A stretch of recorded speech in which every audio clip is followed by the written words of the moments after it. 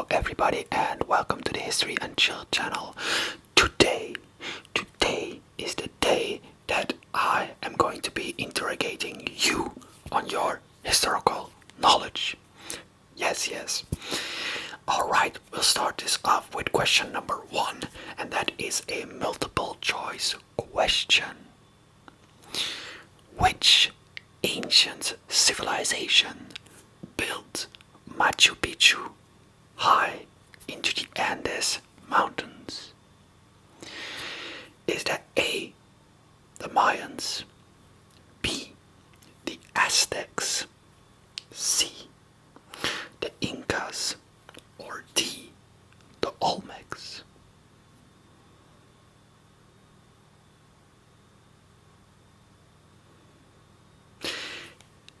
The correct answer is answer C, the Incas. The Incas, they built Machu Picchu in the 15th century. Did you, by the way, know that the Spanish invaders never found Machu Picchu? It was only found in the early 20th century, around 1900s, as a matter of fact. So yeah, that's interesting. Moving on to question number 2. Question number 2. True or false? The statement is as following. Napoleon Bonaparte was born in France.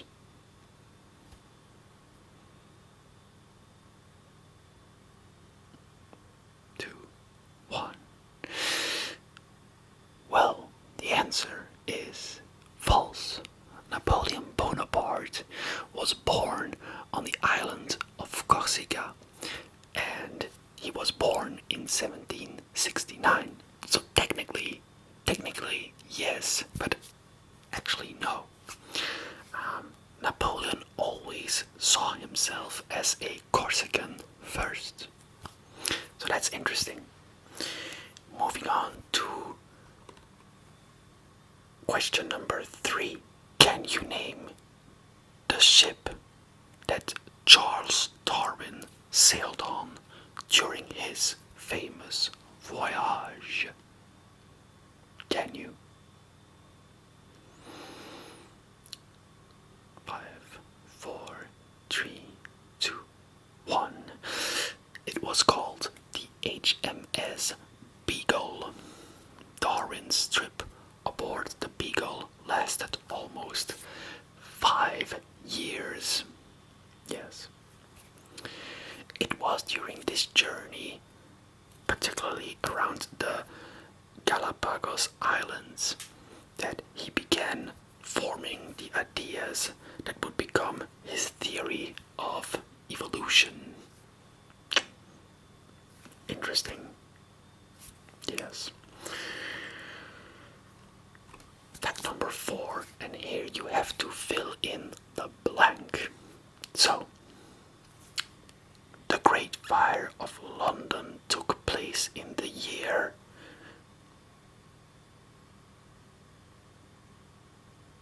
Let's try that again. The Great Fire of London took place in the year.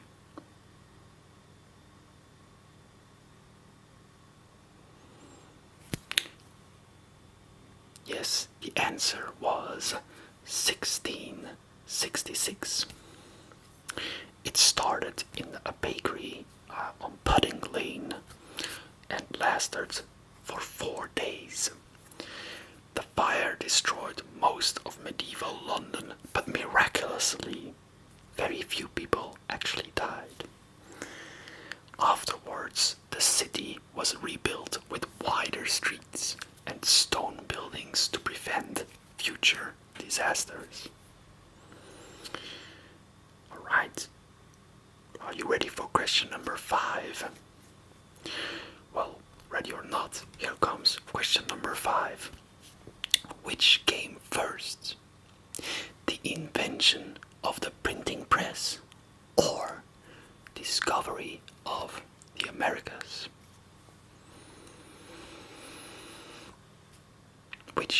first, the printing press or the discovery of the Americas?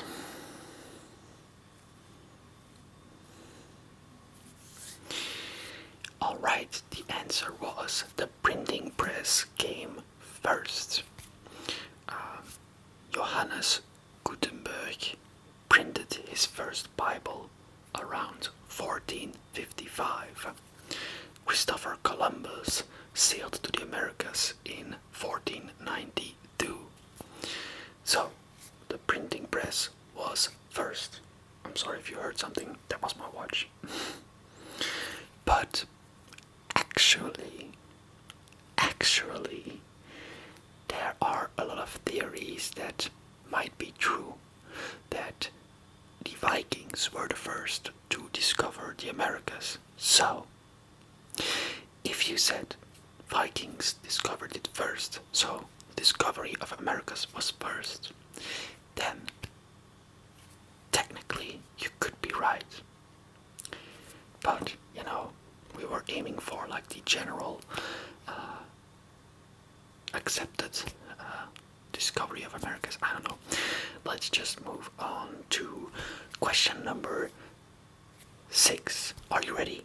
Are you ready for question number 6? Well, you better be, because here is question number 6. Guess who? I wore a golden mask. I ruled as a small boy.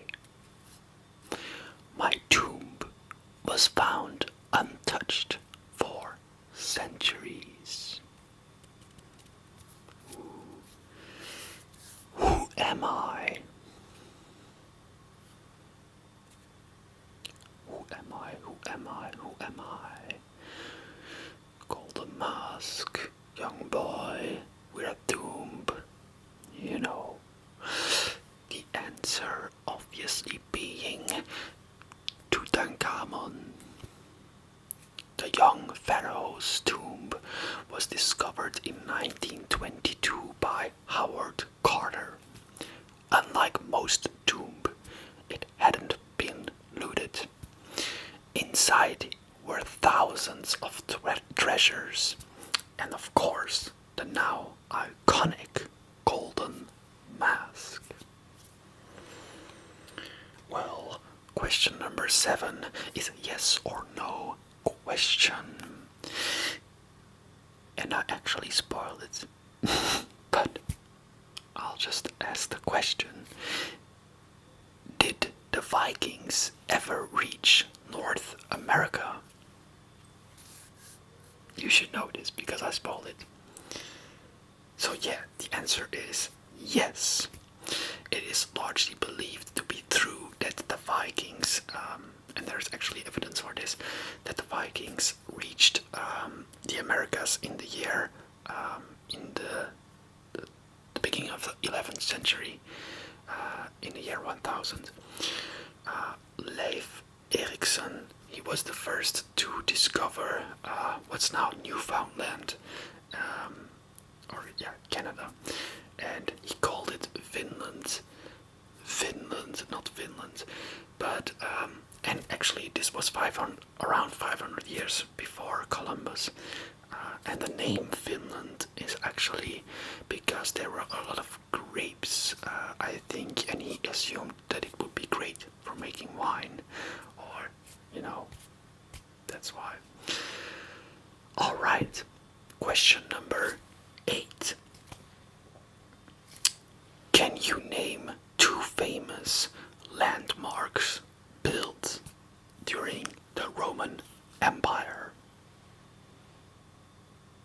Just think of like the fighting and the cheering. That's one of them, and then you might also think about, I don't know, water being transported or something through the city. Well, yes, the Colosseum is one of the most famous landmarks during the Roman Empire,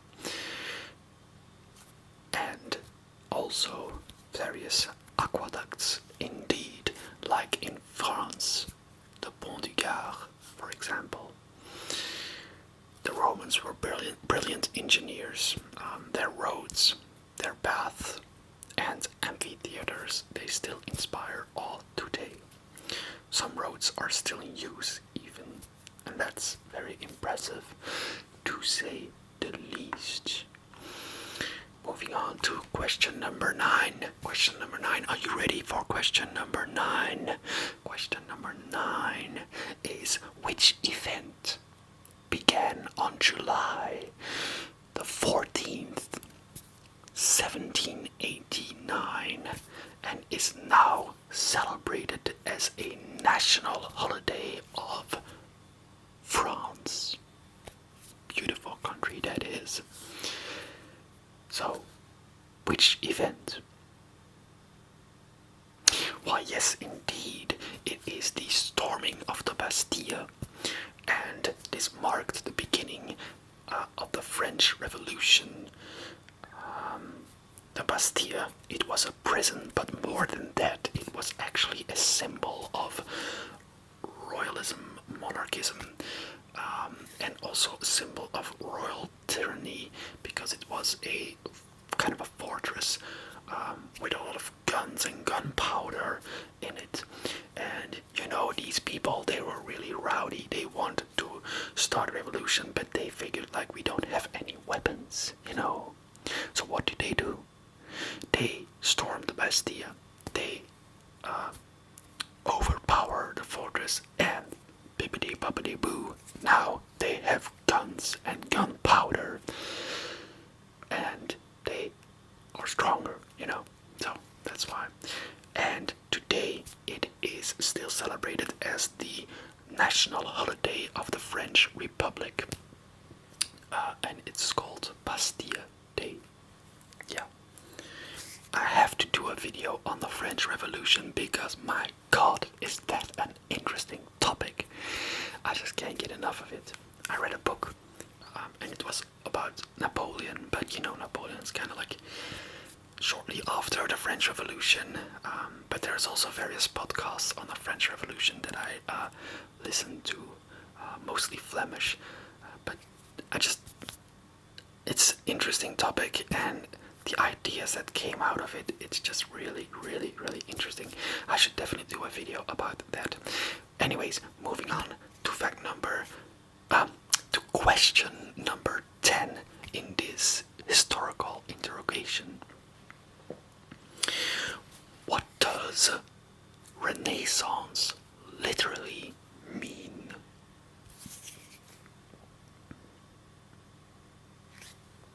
Renaissance, what does it mean? An obvious answer, it means rebirth.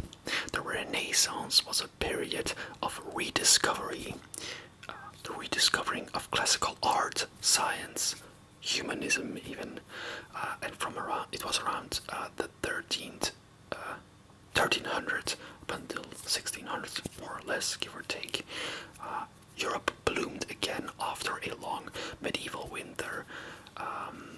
Artists like Leonardo da Vinci, Michelangelo, Galileo, they were all part of this revival, even though, in my opinion, the medieval period, it's kind of like underrated. But there's a lot of, you know, misconceptions about it. So, yeah, revival of the classical arts and stuff, for sure. But to say that the medieval times were just a period where stupidity or something like that was the norm is also kind of like not fair towards medieval period. I don't know. Anyways, I'm rambling on. Sometimes it's hard to like exactly phrase out what I want to say in English because I'm obviously not English speaking. But yeah. Anyways, this was today's video. I really hope you enjoyed it. If you did, like and subscribe, the usual stuff, or just like, I don't know, leave something in the comments, that's also welcome. So anyways, I'll catch you guys in the next video.